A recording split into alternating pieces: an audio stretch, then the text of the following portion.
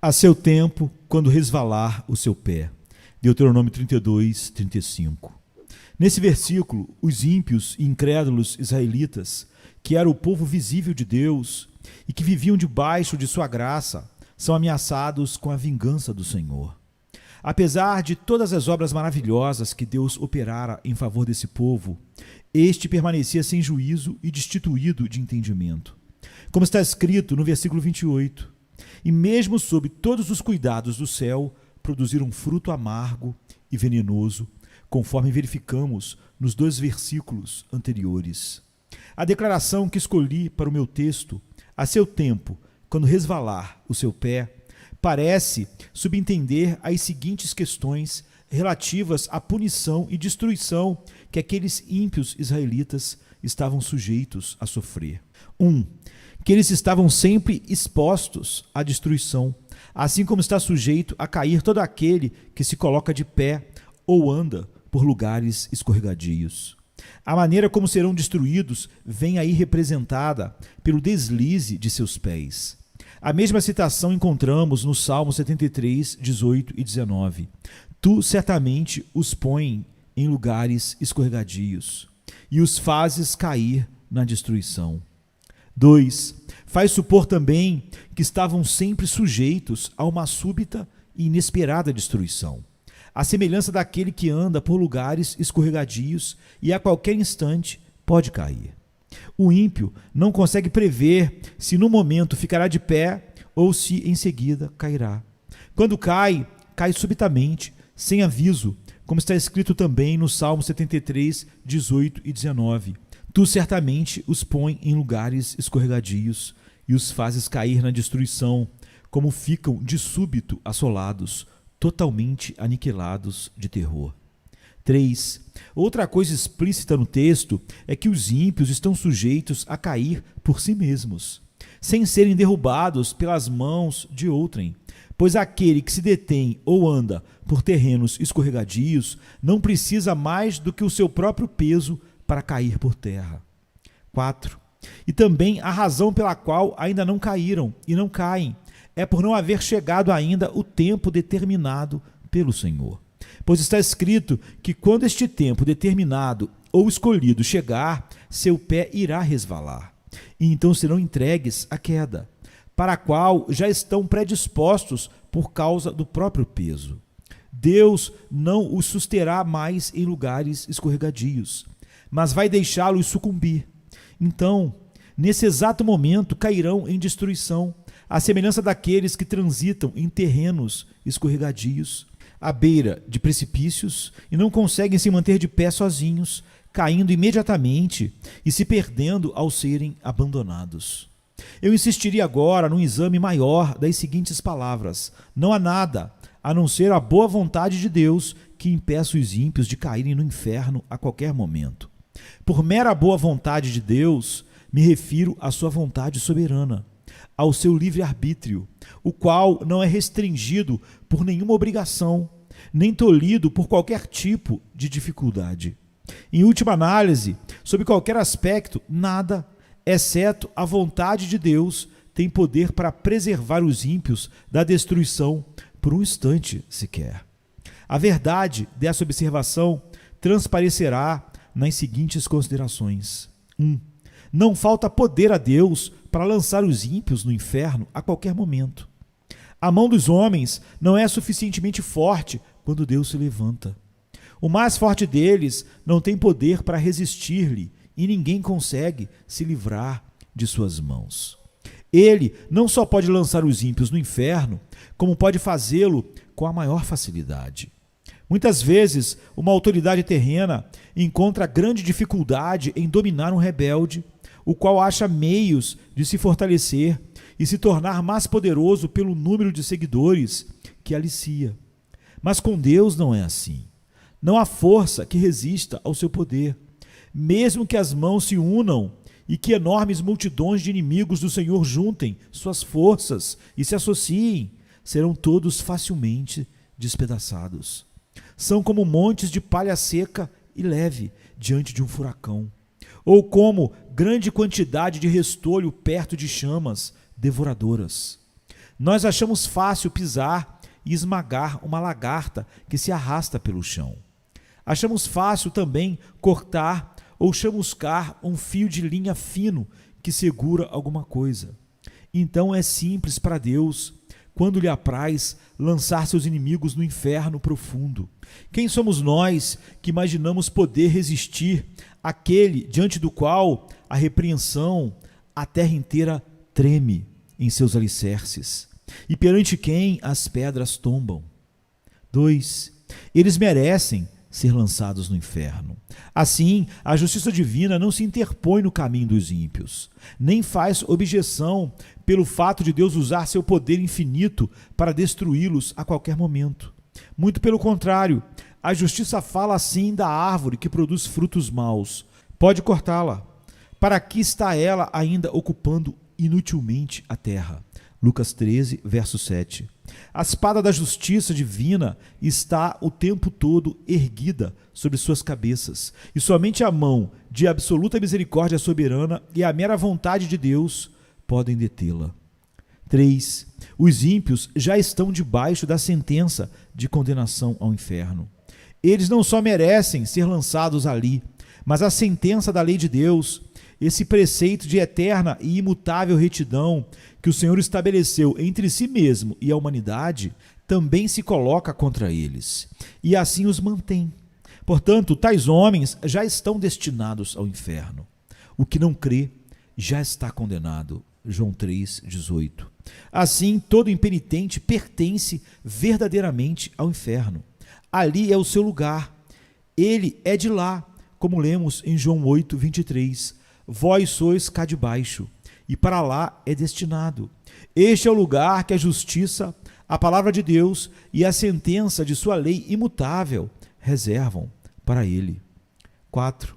Assim sendo, eles são objetos da ira e da indignação de Deus, que se manifestam através dos tormentos do inferno. E a razão de não descerem ao inferno agora mesmo não é pelo fato do Senhor, em cujo poder se encontram, estar menos irado com eles no momento, ou pelo menos não tão encolerizado como está com aquelas miseráveis criaturas a quem ele atormenta no inferno, as quais experimentam e sofrem ali a fúria da sua indignação. Sim, Deus se acha muito mais furioso com um grande número de pessoas que está vivendo na terra agora, talvez de modo tranquilo e confortável, do que com muitos daqueles que estão experimentando as chamas do inferno agora. Portanto, a razão por que Deus ainda não abriu a sua mão e os liquidou não é por ele não se importar com sua iniquidade ou não se ofender. O Senhor não se parece com eles, embora pensem que sim. A fúria de Deus arde contra eles.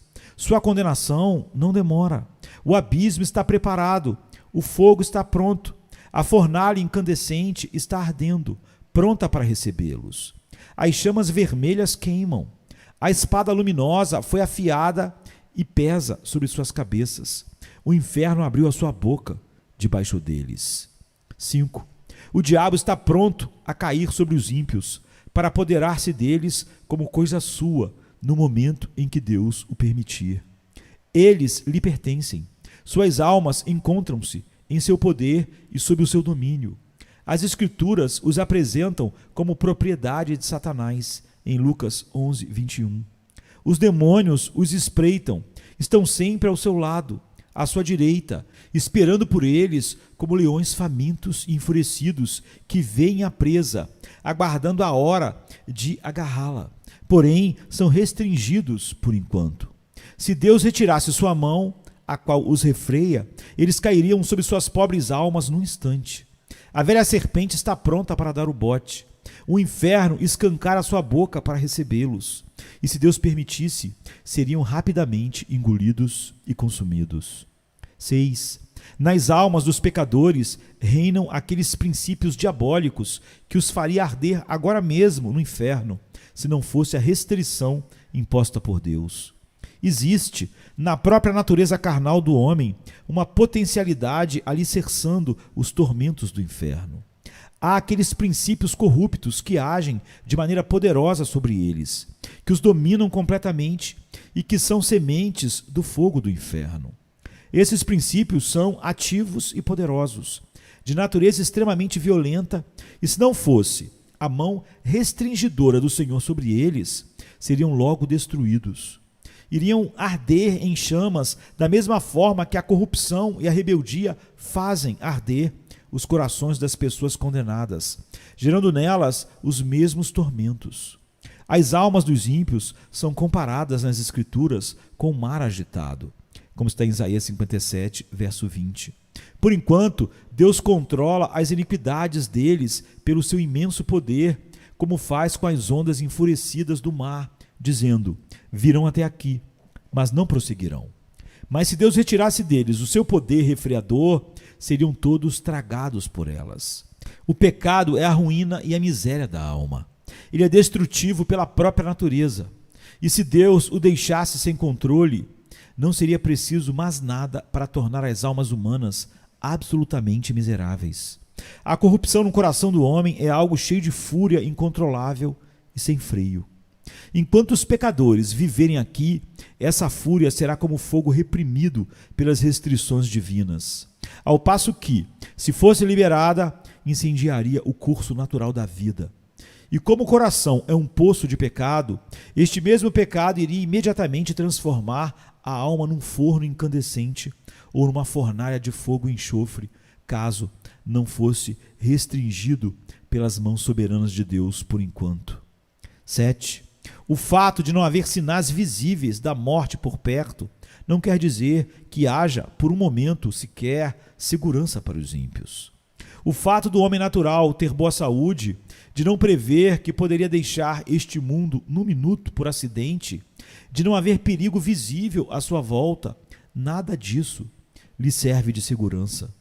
Contínuas e inúmeras experiências humanas, em todas as épocas, nos mostram que não existem provas de que o homem não esteja à beira da eternidade ou de que seu próximo passo não venha a ser no outro mundo.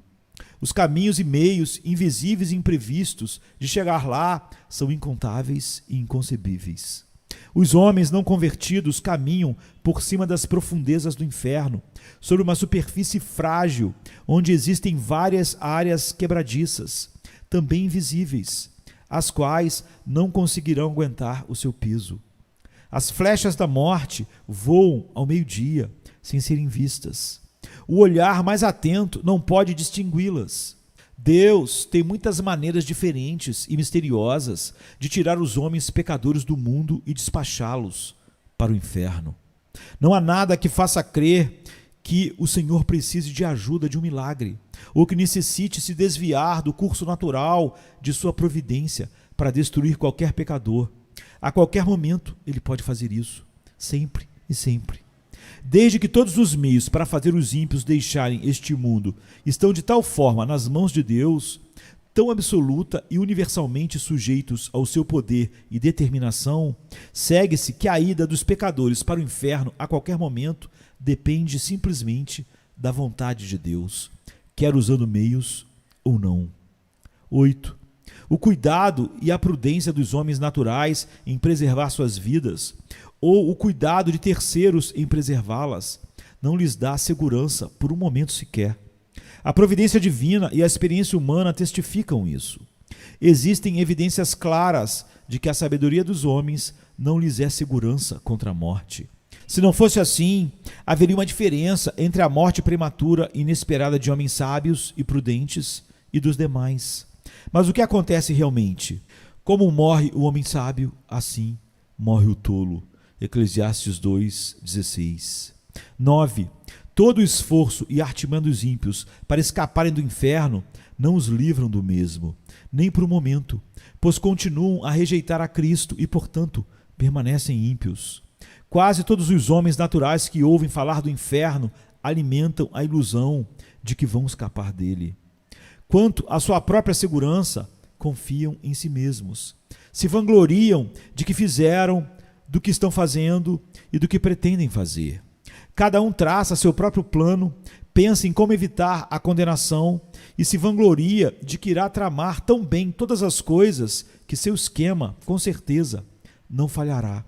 Na verdade, eles ouvem dizer que poucos serão salvos e que a maior parte dos homens que já morreram foram para o inferno, mas cada um deles se imagina capaz de planejar melhor a própria fuga do que os outros puderam fazer.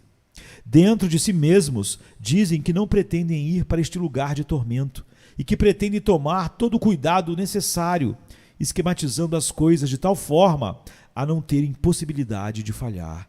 Todavia, os insensatos filhos dos homens iludem-se miseravelmente quanto a seus próprios planos. A confiança que depositam na própria força e sabedoria é o mesmo que confiar na fragilidade de uma sombra. A maior parte daqueles que antes viveram debaixo da dispensação da graça e agora estão mortos, sem dúvida alguma, foram para o inferno. E não é por terem sido menos espertos do que os que ainda estão vivos, nem por terem planejado as coisas de tal forma que não lhes assegurou o escape. Se pudéssemos falar com eles, um a um, e perguntar-lhes se, quando vivos, esperavam ser vítimas de tamanha miséria e estarem no inferno, sem dúvida ouviríamos todos dizer: não, eu nunca pensei em vir para cá. Eu tinha esquematizado as coisas de maneira bem diferente. Pensei que iria conseguir algo melhor para mim, que meu plano era adequado. Pensei em me precaver melhor, mas tudo aconteceu de maneira tão repentina. Não esperava por isso naquela época, e nem daquela maneira. No entanto, tudo veio como um ladrão. A morte foi mais esperta do que eu. A ira de Deus foi rápida demais para mim. Ó maldita insensatez! Eu me gabava e me deleitava em sonhos vãos quanto ao que faria no futuro. E justamente quando eu mais falava de paz e segurança, me sobreveio uma súbita destruição. 10. Deus não se sujeita a nenhuma obrigação, nem a nenhuma promessa de manter o homem natural fora do inferno por um momento sequer. Ele não deve isso a ninguém. Ele não fez absolutamente nenhuma promessa de vida eterna, ou de libertação ou proteção da morte eterna, senão aquelas que estão contidas na aliança da graça. As promessas concedidas em Cristo, na qual todas as promessas são o sim e o amém. Mas, obviamente, os que não são filhos da aliança da graça não têm interesse na mesma, pois não creem em nenhuma das suas promessas e nem têm o menor interesse no mediador dessa aliança. Portanto, apesar de tudo que os homens possam imaginar ou pretender sobre promessa de salvação, devido suas lutas pessoais e buscas incessantes, deixamos claro e manifesto que qualquer desses esforços ou orações ou espiritualidade ou legalismo que se façam é totalmente inútil, a não ser que creiam verdadeiramente em Cristo e em Cristo somente, o Senhor. De modo nenhum Deus está obrigado a conservá-los fora da condenação eterna. Pelo contrário. Então, os homens impenitentes estão detidos nas mãos de Deus por cima do abismo do inferno. Eles merecem o lago de fogo e para ele estão destinados. Deus se acha terrivelmente irado. Seu furor para com eles é tão grande quanto para com aqueles que já estão agora sofrendo o suplício da fúria da sua ira no inferno. Esses ímpios não fizeram absolutamente nada para abrandar ou diminuir sua cólera. Portanto, o Senhor não está de modo algum preso a qualquer promessa de livramento, nem por um momento sequer.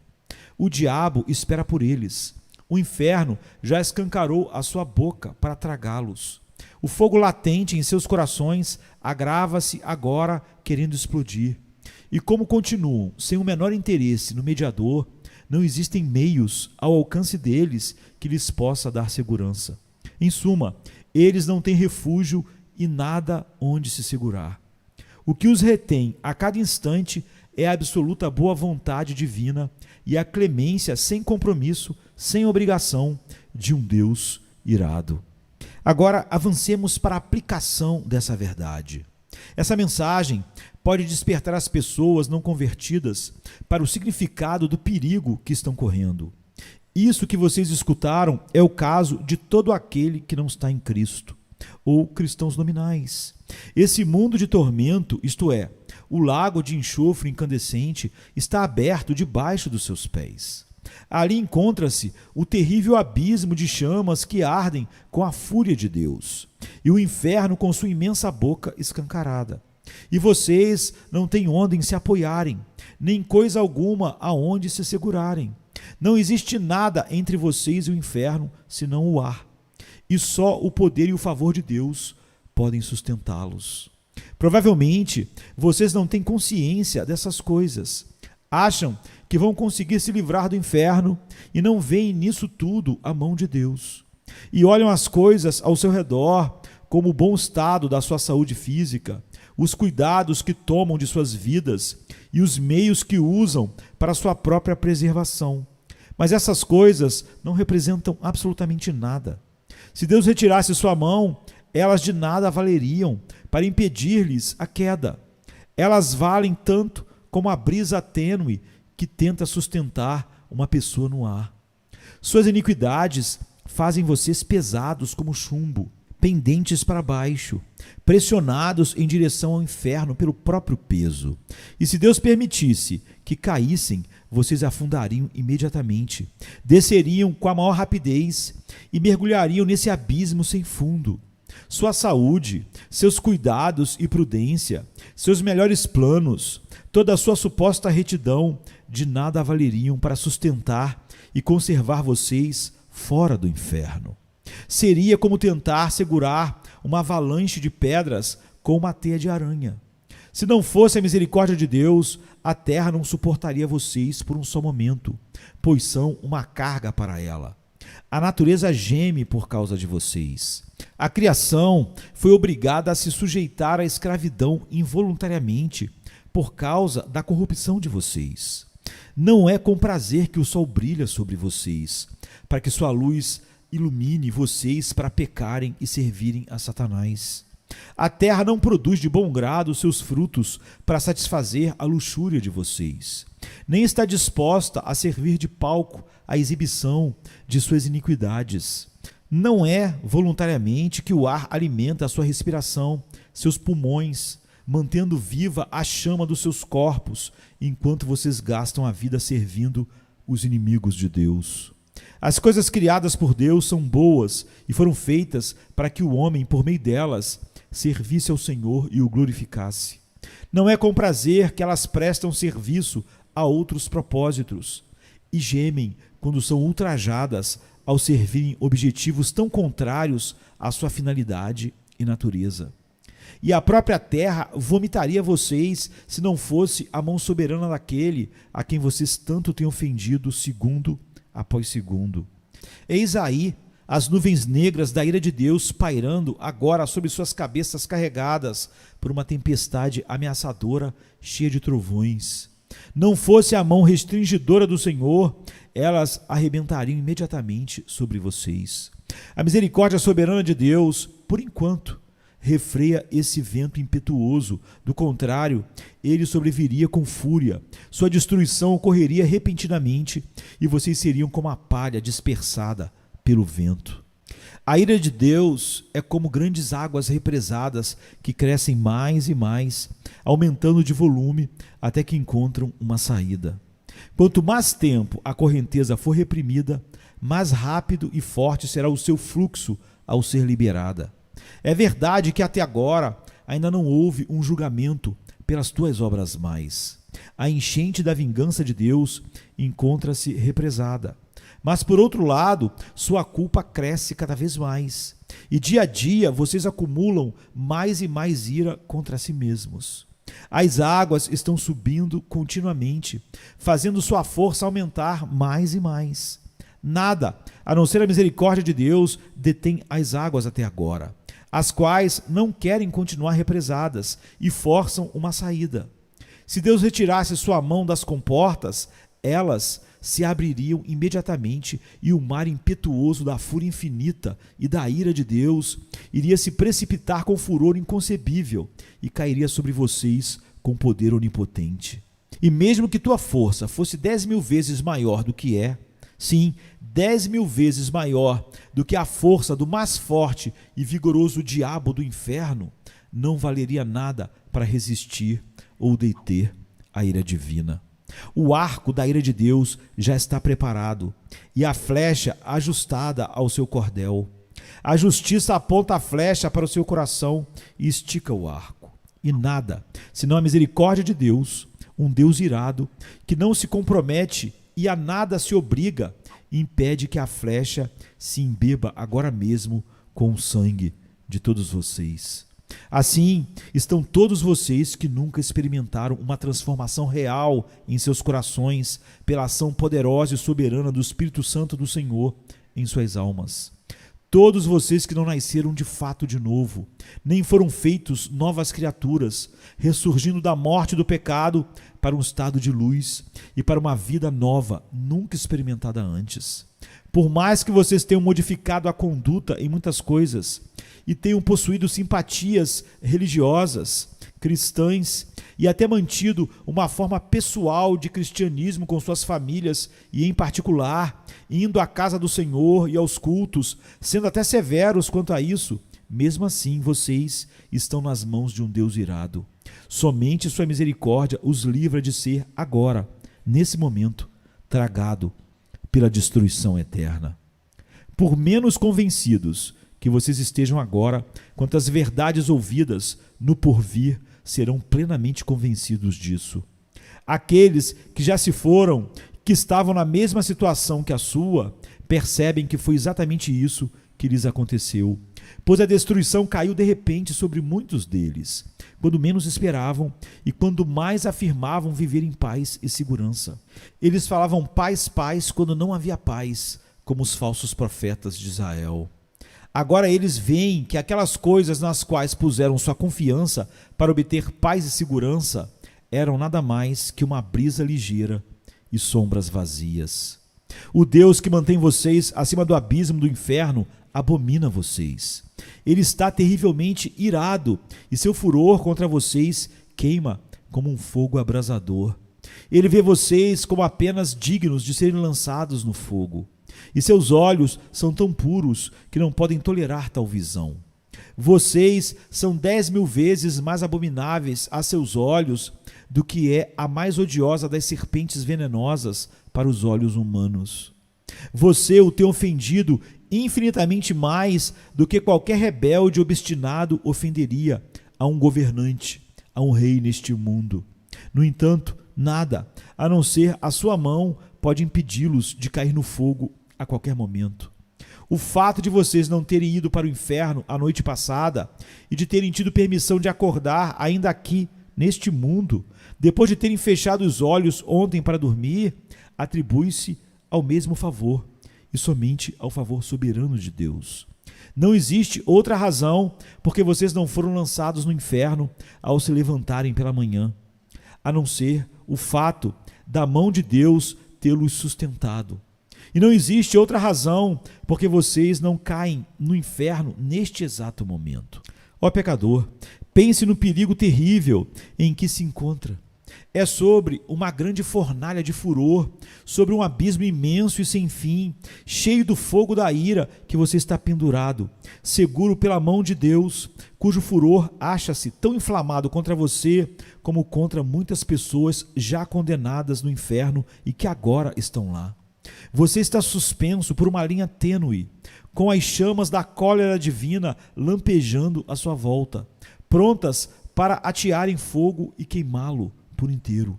E você continua sem interesse no mediador, sem nada onde se agarrar para poder se salvar, nada que possa afastar as chamas da cólera divina, nada de seu próprio, nada que tenha feito ou possa vir a fazer para persuadir o Senhor a poupar sua vida por um minuto sequer. Considere então mais detidamente vários aspectos dessa cólera que ameaça você com tão grande perigo. 1. A quem pertence essa ira? É a ira do Deus infinito. Se fosse somente a ira humana, mesmo a do governante mais poderoso, comparativamente, seria considerada como uma coisa pequena, como nada. A ira dos reis é bastante temida, principalmente dos monarcas absolutos que possuem os bens e as vidas de seus súditos inteiramente sob o seu poder, para serem usados quando bem entenderem. Como o bramido do leão é o terror do rei. O que lhe provoca a ira peca contra a sua própria vida. Diz Provérbios 20, verso 2. O súdito que enfurece esse tipo de governante arbitrário sofre os maiores tormentos que se possa conceber, ou que o poder humano possa infligir. Entretanto, os maiores principados da terra, em toda a sua grandeza, majestade e poder, mesmo revestidos de seus grandes terrores, não são mais do que vermes débeis e desprezíveis que rastejam no pó, quando comparados com o grande e todo-poderoso Criador e Rei dos céus e da terra. Mesmo quando estão enraivecidos e sua fúria chega ao máximo, é muito pouco o que eles podem fazer. Os reis da terra são, perante Deus, como gafanhotos, valem menos que nada. Tanto o seu amor quanto o seu ódio são desprezíveis. A ira do grande rei dos reis é muito mais terrível do que a deles, é infinitamente maior, tal como é maior a sua majestade. Digo-vos, pois, amigos meus, não temais os que matam o corpo e, depois disso, nada mais podem fazer. Eu, porém, vos mostrarei a quem deveis temer. Temei aquele que, depois de matar, tem o poder para lançar no inferno. Sim, digo-vos, a esse deveis temer. Lucas 12, 4 e 5. Essas são as palavras de Jesus para nós. 2. É a ferocidade de sua ira que vocês estão expostos. Lemos com frequência sobre a ira de Deus, como por exemplo em Isaías 59, 18. Segundo as obras deles, assim retribuirá furor aos seus adversários. E também em Isaías 66, verso 15. Porque eis que o Senhor virá em fogo, e os seus carros como um torvelinho, para tornar a sua ira em furor e a sua repreensão em chamas de fogo. E assim é em muitos outros lugares da Bíblia. Lemos também em Apocalipse 19, 15, o lagar do vinho do furor da ira do Deus Todo-Poderoso. Essas palavras são incrivelmente aterradoras. Se estivesse escrito apenas a ira de Deus, isso já nos faria supor algo bastante temível. Mas está escrito o furor da ira de Deus, ou seja, a fúria de Deus, o furor do grande eu sou. Ó, quão terrível deve ser esse furor. Quem pode exprimir ou conceber o que essas palavras contêm? Contudo, não é apenas isso que está escrito, e sim o furor da ira do Deus Todo-Poderoso. Essas palavras dão a entender que uma grande manifestação do seu poder onipotente vai acontecer. Através dela, ele infligirá aos homens todo o furor da sua ira. Assim como os homens costumam manifestar sua própria força através do furor de sua ira, a onipotência divina irá, da mesma forma, se enfurecer e se manifestar. Então, qual será a consequência de tudo isso? O que será do pobre verme que vier a sofrer todo esse mal? Que mãos serão tão fortes e que coração conseguirá suportar tanto furor? A que terrível, inexprimível, inconcebível abismo de miséria irá chegar a pobre criatura humana que será vítima disso tudo? Pensem bem, vocês que estão aqui hoje, agora, e que permanecem em estado pecaminoso. O fato de Deus vir a efetivar o furor da sua ira torna implícito que ele infligirá esse castigo sem compaixão. Quando Deus olhar a indescritível aflição do seu estado e vir como seus tormentos são absolutamente desproporcionais à sua força e como suas pobres almas estão esmagadas, imersas em trevas eternas, não terá compaixão de vocês. Não irá deter a execução da sua ira ou, de forma alguma, tornar mais leve sua mão. Nessa hora, Deus não usará de misericórdia para com vocês, nem conterá seu vento impetuoso. Ele não terá consideração para com o seu bem-estar e nem irá evitar que vocês sofram. Na verdade, fará com que sofram na medida exata que sua rigorosa justiça vier a requerer. Nada será modificado só pelo fato de ser difícil para vocês suportarem. Pelo que também eu os tratarei com furor. Os meus olhos não pouparão, nem terei piedade. Ainda que me gritem aos ouvidos em alta voz, nem assim os ouvirei. Ezequiel 8, 18. Deus está pronto agora a usar de compaixão para com vocês. Hoje é o dia da misericórdia. Vocês podem clamar neste instante e ter esperança de alcançar sua graça. Mas quando o dia da misericórdia passar, seu lamento, o pranto mais doloroso, os gritos serão em vão. No que diz respeito ao seu bem-estar, vocês estarão completamente perdidos e alienados de Deus. O Senhor não terá outra opção senão a de entregá-los ao sofrimento e à miséria infinita. E vocês continuarão não tendo outra perspectiva, pois serão vasos de ira preparados para a destruição. Não haverá outro uso qualquer para tais vasos, senão o de enchê-los da ira de Deus. Quando clamarem ao Senhor, Ele estará tão longe de consolá-los que, inclusive, está escrito a esse respeito que Deus irá simplesmente rir e zombar de vocês, como está em Provérbios 1, 25 e 26. Vejam quão terríveis são essas palavras do grande Senhor. O lagar eu o pisei sozinho, e dos povos nenhum homem se achava comigo. Pisei as uvas na minha ira, no meu furor as esmaguei, e o seu sangue me salpicou as vestes e me manchou o traje todo. Isaías 63, verso 3. É quase impossível se conceber palavras que tragam em si uma manifestação maior destas três coisas: desprezo, ódio e fúria de indignação. Se clamarem a Deus por consolo, Ele estará longe de querer vir consolar vocês, ou de querer demonstrar-lhes qualquer interesse ou favor. Ao contrário, o Senhor simplesmente irá esmagá-los sob seus pés. E apesar de saber que, ao pisoteá-los, você não poderá suportar o peso da sua onipotência, ainda assim, Ele não vai se importar. Irá esmagá-lo debaixo dos seus pés, sem piedade, espremendo o seu sangue e fazendo com que o mesmo espirre longe, manchando suas vestes, maculando o seu traje. Esta é a visão que está descrita aqui. Ele não só irá odiá-los, como devotará a vocês o maior desprezo. Lugar algum será considerado próprio para vocês, a não ser debaixo de seus pés, para serem pisados como a lama das ruas. 3. A miséria a que vocês estão sujeitos é aquela que Deus lhes infligirá, a fim de demonstrar a força da ira do Senhor. Deus tem em seu coração a intenção de mostrar aos anjos e aos homens não só a excelência do seu amor, como a severidade do seu furor. Às vezes, os governantes da terra resolvem mostrar a força da sua ira através de castigos extremos que mandam infligir sobre aqueles que os enfurecem. Nabucodonosor, o poderoso e arrogante rei do império dos caldeus, demonstrou seu furor quando, ao se irritar com Sadraque, Mesaque e Abdenego, ordenou que se acendesse a fornalha de fogo ardente 7 vezes mais do que o normal. Como era de se esperar, a fornalha foi aquecida intensamente, até atingir o mais alto grau que poderia produzir. O grande Deus também quer revelar a sua ira e exaltar sua tremenda majestade, santidade e grandioso poder através dos sofrimentos desmedidos de seus inimigos.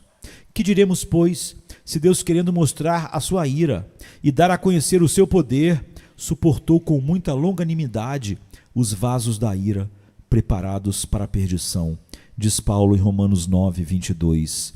E visto que esse é o seu desígnio e o que ele determinou, ou seja, mostrar quão terrível e ilimitada é a ira, a fúria e a indignação do Senhor, ele o mostrará realmente. Será realizado algo horrendo, muito terrível. Quando o grande e furioso Deus tiver se levantado e executado sua terrível vingança sobre o mísero pecador, e o desgraçado estiver sofrendo o peso e o poder infinito da sua indignação, então Deus chamará o universo inteiro para contemplar a imensa majestade e o tremendo poder que nele existe e a sua santidade, que foi infinitamente ofendida. Os povos serão queimados como se queima o cal, como espinhos cortados arderão no fogo. Ouvi vós, os que estás longe, o que tenho feito, e vós que estás perto, reconhecei o meu poder. Os pecadores em Sião se assombram, o tremor se apodera dos ímpios, e eles perguntam: quem dentre nós habitará com o fogo devorador? quem dentre nós habitará com as chamas eternas? Isaías 33, 12 a 14. Assim será com vocês que não são convertidos, se permanecerem neste estado. O poder infinito, a majestade e a grandiosidade do Deus onipotente serão exaltados em vocês através da inexprimível força dos tormentos que lhes sobrevirão.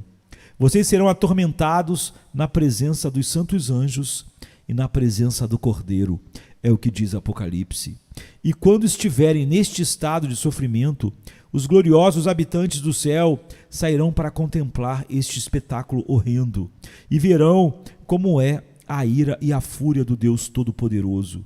E quando virem todas essas coisas, se prostrarão e adorarão seu grande poder e majestade. E será que de uma lua nova a outra, e de um sábado a outro, virá toda a carne a adorar perante mim, diz o Senhor. Eles sairão e verão os cadáveres dos homens que prevaricaram contra mim, porque o seu verme nunca morrerá, nem o seu fogo se apagará, e eles serão um horror para toda a carne. Isaías 66, 23 e 24. 4. É uma ira eterna. Já seria algo terrível sofrer o furor e a cólera do Deus Todo-Poderoso por um momento, mas vocês terão de sofrê-lo por toda a eternidade. Essa intensa e horrenda miséria não terá fim. Ao olhar para o futuro, vocês verão à frente uma interminável eternidade de duração infinita, que irá devorar seus pensamentos e assombrar suas almas. E vocês irão se desesperar, com certeza, por não conseguirem nenhum livramento, termo, alívio ou descanso para tanta dor. Saberão também que terão de sofrer até a última gota por longos séculos, por milhões e milhões de anos, lutando e pelejando contra essa vingança inclemente e toda poderosa. Então, depois de passar por tudo isso, quando tantos séculos os tiverem consumidos, saberão que tudo não passa apenas de uma gota de água quando comparado ao que ainda resta. Portanto, seu castigo será, com certeza, infinito. Quem poderia exprimir o estado de uma alma em tais circunstâncias? Tudo o que pudermos dizer sobre o assunto vai nos dar apenas uma débil e frágil visão da realidade. Ela é inexprimível e inconcebível, pois quem conhece o poder da ira de Deus, pergunta a sua palavra. Quão horrendo é o estado daqueles que diariamente, a cada hora, a cada minuto, se encontram em perigo de sofrer tamanha ira e infinita miséria. Mas esse é o caso sinistro de toda alma que ainda não nasceu de novo, por mais moral, austera, sóbria e religiosa que seja. Oxalá vocês pensassem em todas essas coisas, sejam jovens ou velhos. Há razões de sobra para acreditar que muitos daqueles que ouviram o Evangelho certamente estarão expostos a esse tormento por toda a eternidade. Não sabemos quem são eles, nem o que pensam. Pode ser que estejam tranquilos agora, escutando este sermão sem se perturbarem muito, e que estejam até se gabando de que, no caso deles, conseguirão escapar. Se soubéssemos que dentre os nossos conhecidos existe uma pessoa, uma só, sujeita a sofrer tal tormento, como seria doloroso para nós encararmos o assunto. Se conhecêssemos essa pessoa, sempre que a víssemos em tal visão, seria terrível para nós. Iríamos todos levantar grande clamor e choro e prantear por sua causa. Mas, infelizmente, em vez de uma pessoa só, é provável que muitos se lembrem dessas exortações somente no inferno e deste sermão somente no inferno. E inúmeras pessoas podem estar no inferno em breve tempo, antes mesmo deste ano terminar. E aqueles que estão agora com saúde, tranquilos e seguros, podem chegar lá antes do amanhecer. Todos os que dentre vocês continuarem até o fim em estado natural como nasceram, pecaminoso, e que conseguirem ficar fora do inferno e por mais tempo, estarão lá também em breve. Sua condenação não tardará, virá de súbito e provavelmente para muitos de vocês de maneira repentina. Vocês têm toda a razão em se admirarem de não estar ainda no inferno. É o caso, por exemplo, de alguns conhecidos seus, que não mereciam o inferno mais do que vocês, e que antes de vocês aparentavam ter possibilidade de estarem vivos agora, tanto quanto vocês, mas não estão. Para o caso deles, já não há esperança. Estão clamando lá em extrema penúria e perfeito desespero. Mas aqui estão vocês, na terra dos vivos, cercados pelos meios da graça, tendo a grande oportunidade de obter a salvação. O que não dariam aquelas pobres almas agora condenadas, desesperadas pela oportunidade de viver mais um só dia, como que vocês desfrutam neste momento. E agora, vocês têm uma excelente ocasião. Hoje é o dia em que Cristo abre as portas da misericórdia de par em par e se coloca de pé, clamando e chamando em alta voz aos pobres pecadores. Este é o dia em que muitos estão se reunindo a Ele, se apressando em chegar ao reino de Deus. Inúmeras estão vindo diariamente do norte, sul, leste e oeste.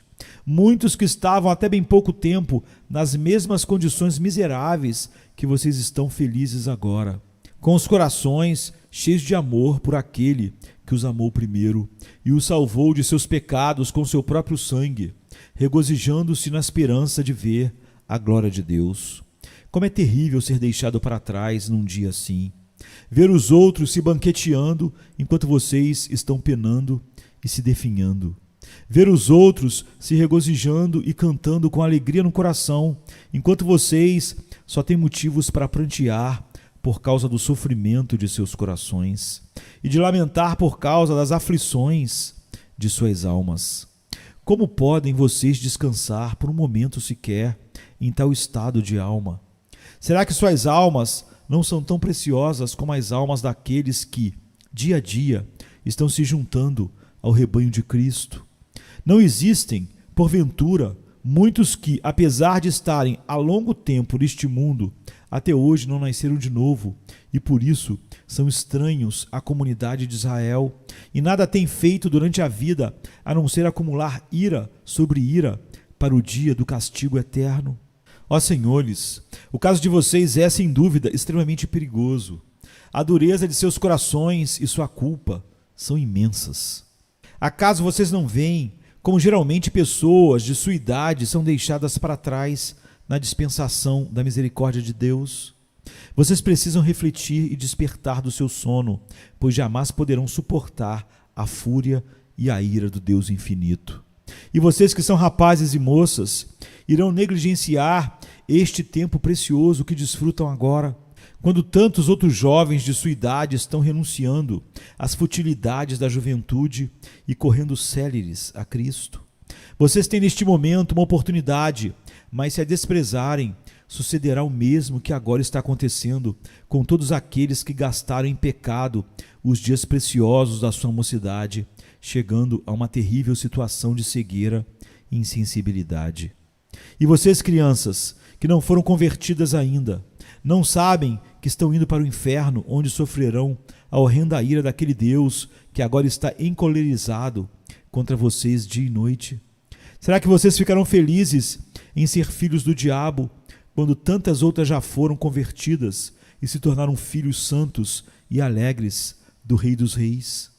Oxalá todos aqueles que ainda estão fora de Cristo, pendentes sobre o abismo do inferno, quer sejam senhoras e senhores idosos, ou pessoas de meia idade, quer jovens ou crianças, que possam dar ouvidos agora aos chamados da palavra e da providência de Deus.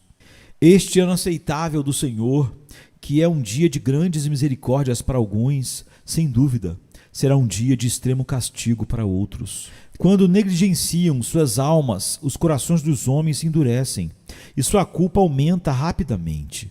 Podem estar certos, porém, que agora será como foi nos dias de João Batista. O machado está posto à raiz das árvores, e toda árvore que não produz fruto deve ser cortada e lançada no fogo. Portanto, todo aquele que está fora de Cristo, desperte e fuja da ira vindoura. A ira do Deus Todo-Poderoso paira agora sobre todos os pecadores. Que cada um fuja de Sodoma. Livra-te, salva a tua vida, não olhes para trás, nem pares em toda a campina, foge para o monte, para que não pereças. E assim, conhecendo o temor do Senhor, persuadimos aos homens. De sorte que somos embaixadores em nome de Cristo, como se Deus exortasse por nosso intermédio. Em nome de Cristo, pois rogamos que vos reconcilieis com Deus. 2 Coríntios 5, 11 a 20, 6 e 2. Buscai o Senhor enquanto se pode achar. Invocai-o enquanto está perto. Deixe o perverso o seu caminho, o iníquo os seus pensamentos. Converta-se ao Senhor, que se compadecerá dele, e volte-se para o nosso Deus, porque é rico em perdoar. Isaías 55, 6 e 7. Amém, queridos? Amém. Este famoso sermão de Jonathan Edwards, talvez o mais famoso de todos os tempos, foi proferido em 8 de julho de 1741 em Enfield, Connecticut, Estados Unidos, por ocasião do grande despertamento que houve naqueles dias.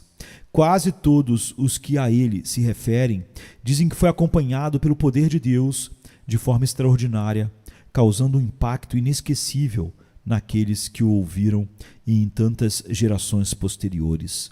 Desde então, tem sido publicado em várias línguas, trazendo proveito espiritual a milhares de pessoas em todas as partes do mundo. A nossa oração fervorosa é que Deus se digne a conferir bênçãos semelhantes a todos os que ouvirem esse sermão séculos depois dele ser pregado. Venha ser cansado estás, e eu descanso darei.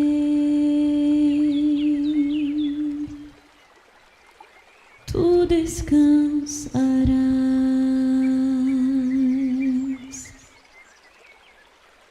Venha a mim se não tens paz, e eu darei paz sem fim. Terás paz sem fim. O meu jugo é leve, o meu fardo graça dá. Tome tua cruz, te darei a paz.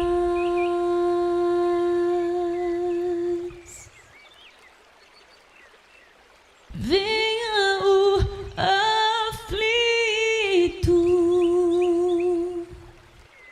e lhe darei paz, minha paz darei.